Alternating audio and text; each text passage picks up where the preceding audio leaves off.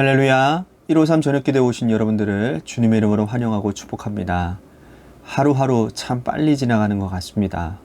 이제는 5월달을 이제 맞이하게 되죠.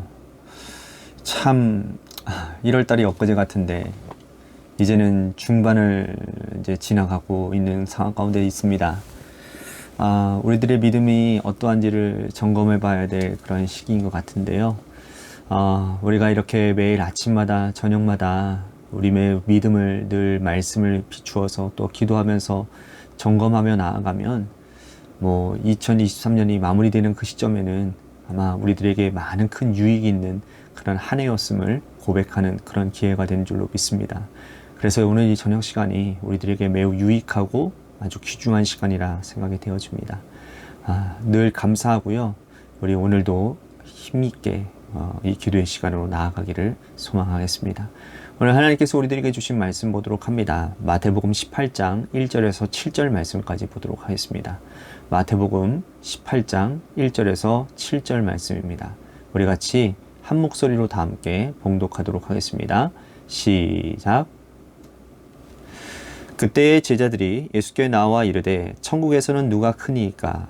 예수께서 한 어린아이를 불러 그들 가운데 세우시고 이르시되 진실로 너희에게 이르노니 너희가 돌이켜 어린아이들과 같이 되지 아니하면 결탄코 천국에 들어가지 못하리라. 그러므로 누구든지 어린아이와 같이 자기를 낮추는 사람이 천국에서 큰 자니라. 또 누구든지 내 이름으로 이런 어린아이 하나를 영접하면 곧 나를 영접함이니 누구든지 나를 믿는 이 작은 자 중 하나를 실족하게 하면 차라리 연자맷돌이 그 목에 달려서 깊은 바다에 빠뜨려지는 것이 나으니라. 실족하게 하는 일들이 있음으로 말미암아 세상에 화가 있도다. 실족하게 하는 일이 없을 수는 없으나 실족하게 하는 그 사람에게는 화가 있도다. 아멘.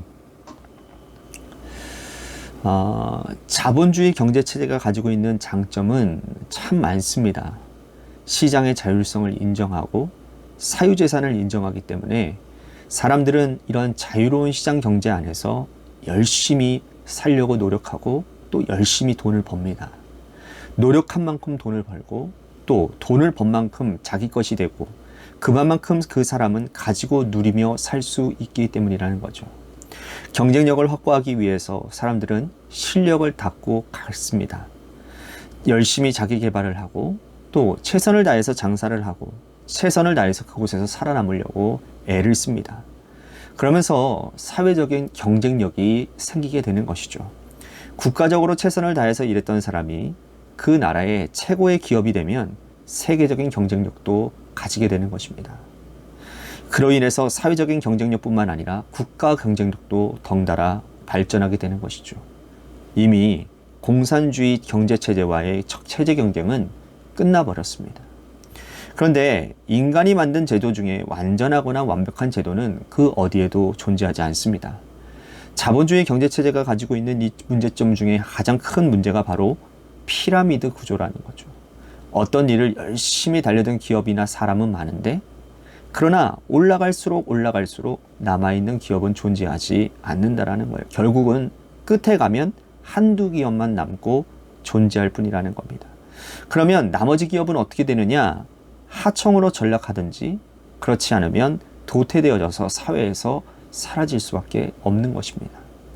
이것이 개인적으로나 또 국가적으로나 사회적으로나 손실이고 또한 비극이 될 수밖에 없는 것이라는 거죠. 이뿐만 아니라 경제체계뿐만 아니라 자본주의 경쟁체제는 학교에도 들어와 있습니다.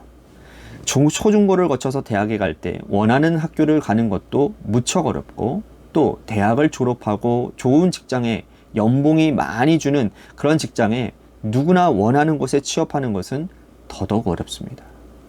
그래서 사회는 매일같이 경쟁이고 우리가 눈을 떠서 눈 감을 때까지 태어나서 죽을 때까지 항상 경쟁 관계에 내몰리게 되는 것이죠. 그런데 문제는 이것이 여러 사회 전반에만 그치는 것이 아니라 신앙생활에서도 영향을 끼친다라는 거예요. 신앙생활을 하고 있는 많은 사람들은 우리가 지금 이 땅에서 살아가고 있는 이 삶의 구조가 하늘에까지 천국에까지 그대로 이어질 거라고 생각한다라는 것이죠. 열심을 다해서 또 노력하는 이 열심을 내면 천국에 가는 것도 당연히 얻을 것이고 천국에 가기 위해서 더 열심히 믿음 생활하고 열심히 봉사하고 이 열심이라고 하는 단어가 우리 입에 항상 달리게 된다는 것입니다. 이것이 바로 신앙생활하는 사람들의 문제이고 이 땅과 천국을 동일시하고 있는 착각을 우리도 가끔씩 하고 있다는 거예요. 오늘 본문에 나오는 예수님의 제자들도 역시 그런 경쟁 관계가 천국에까지 그대로 이어질 것이라고 착각하고 있는 것입니다. 1절 말씀 다시 보십시오. 그때의 제자들이 예수께 나와 이르되 천국에서는 누가 크니이까? 제자들의 질문에는 어폐가 있지 않습니까? 천국에서 누가 크니이까? 자, 이 질문은 이미 천국에서 경쟁 관계를 전제에 두고 지금 주님께 드리는 질문이라는 거예요. 또한 제자들은 지금 자신의 삶을 천국에까지 그대로 이어가고 투영하고 싶은 겁니다. 제자들은 항상 예수님과 함께 다니면서 누가 큰지를 다투고 있었습니다. 내가 더 크다. 아니야, 내가 더 커. 특별히 이 베드로와 야고보와 요한과 같은 세 명의 제자들은 자부심이 굉장히 대단했어요. 왜냐하면 예수님이 중요한 곳을 가실 때마다 늘 이 세 제자만을 데리고 다녔기 때문입니다. 특별히 베드로는 그는 신앙 고백한 이후에 주님께서 자신을 가장 아끼고 가장 사랑하신다고 생각했기 때문에 스스로도 내가 가장 크다고 여겼고 천국에 가서도 내가 가장 큰 자라고 생각했던 것입니다.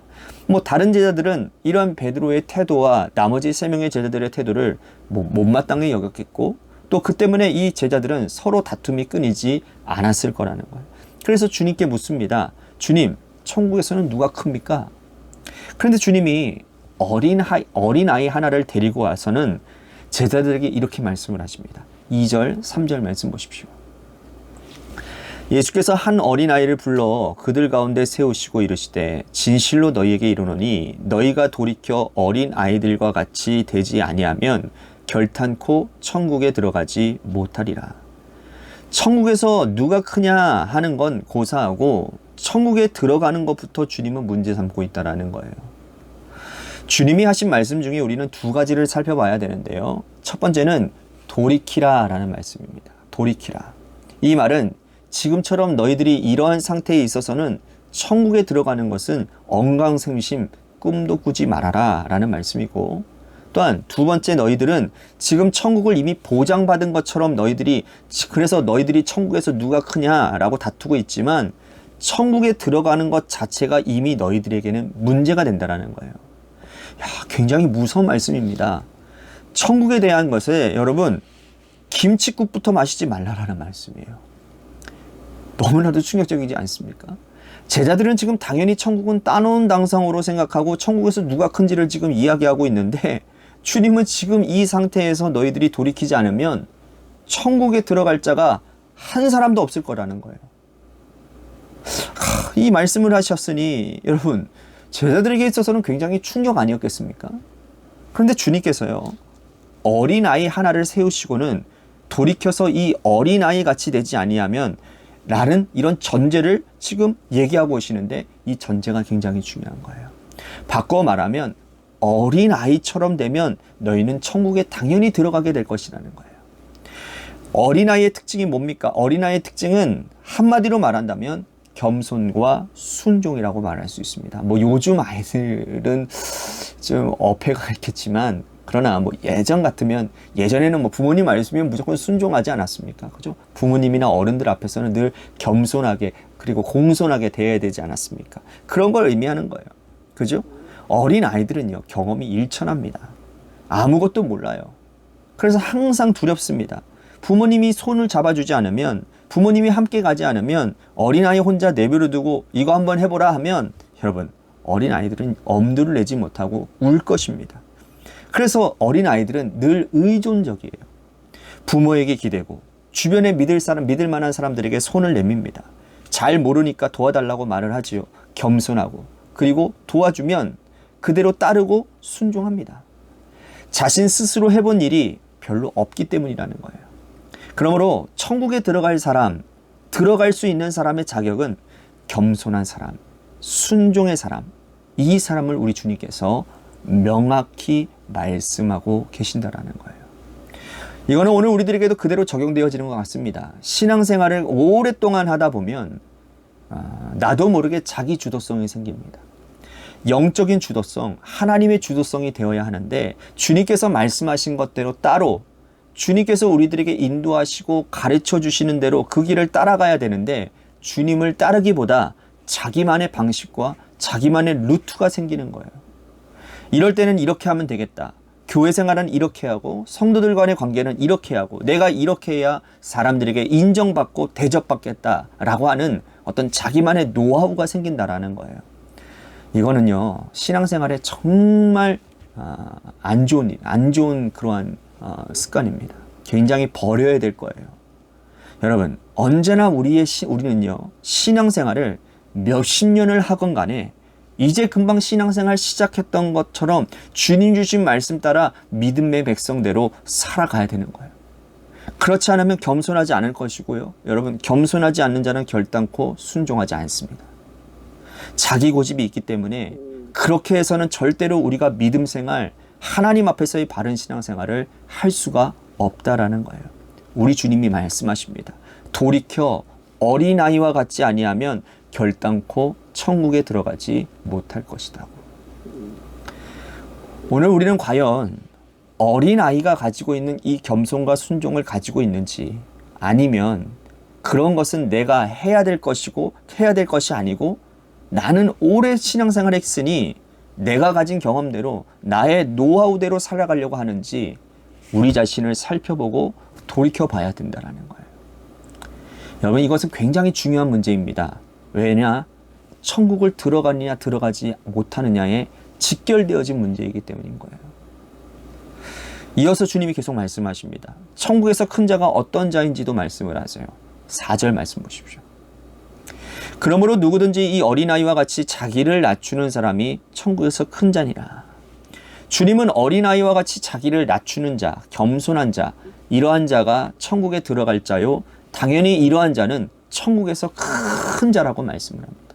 그러므로 주님이 말씀하시는 천국의 비교 우위는 존재하지 않는 거예요. 천국에서는 어린아이와 같은 자가 들어갈 것이고 어린아이와 같은 자는 모두가 다 천국에서 큰 자들이라는 거예요. 천국에서는 큰 자만 있지 작은 자는 존재하지 않는다는 거예요.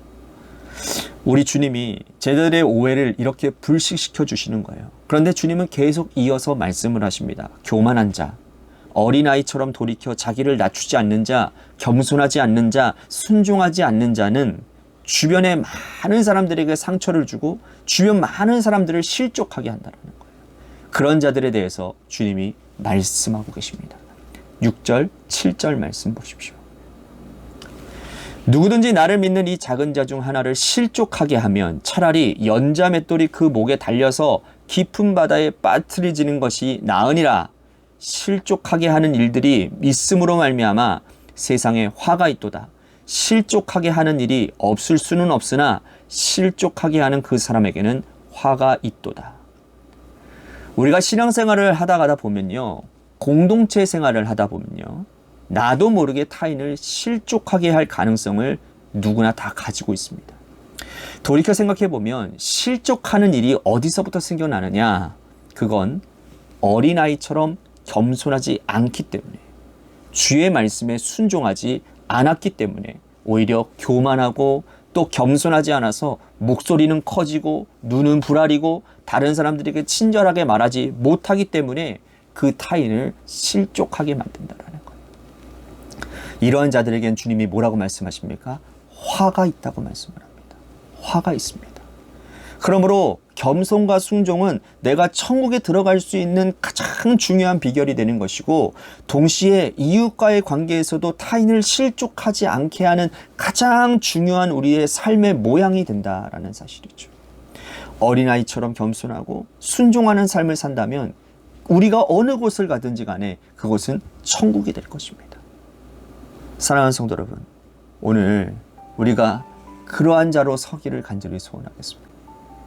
오늘 그것을 우리들이 좀 바라봤으면 좋겠습니다. 하나님 앞에 겸손한 자가 되기를 원하고, 또 어떠한 상황 가운데서 늘 내 감정, 내 생각, 내 경험이 앞서는 것이 아니라 하나님께서 그 순간에 주시는 그 임재, 그 순간에 주시는 그 감동대로, 하나님의 뜻대로, 하나님의 마음대로 살아갈 수 있는 겸손하고 순종하는 자가 되어 하나님, 내가 어느 곳을 가든지 간에 천국을 이루겠습니다. 그러한 결단을 가지고 오늘 말씀을 생각하면서 우리 같이 기도했으면 좋겠습니다.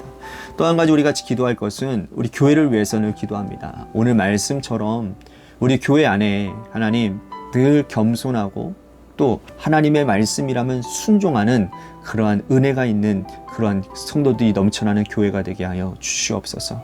또한 육신의 질병으로 고통당하는 자들을 위해서, 또한 고3 수험생인 이도윤 학생과 한유진 학생을 위해서 기도해 주시고, 마지막으로 여러분들의 삶의 자리와 여러분들의 자녀들을 위해서 기도하시다가 이 시간 돌아가시기를 바라겠습니다. 노래 끝날 때까지 함께 기도하며 나아가도록 하겠습니다. 기도하시겠습니다.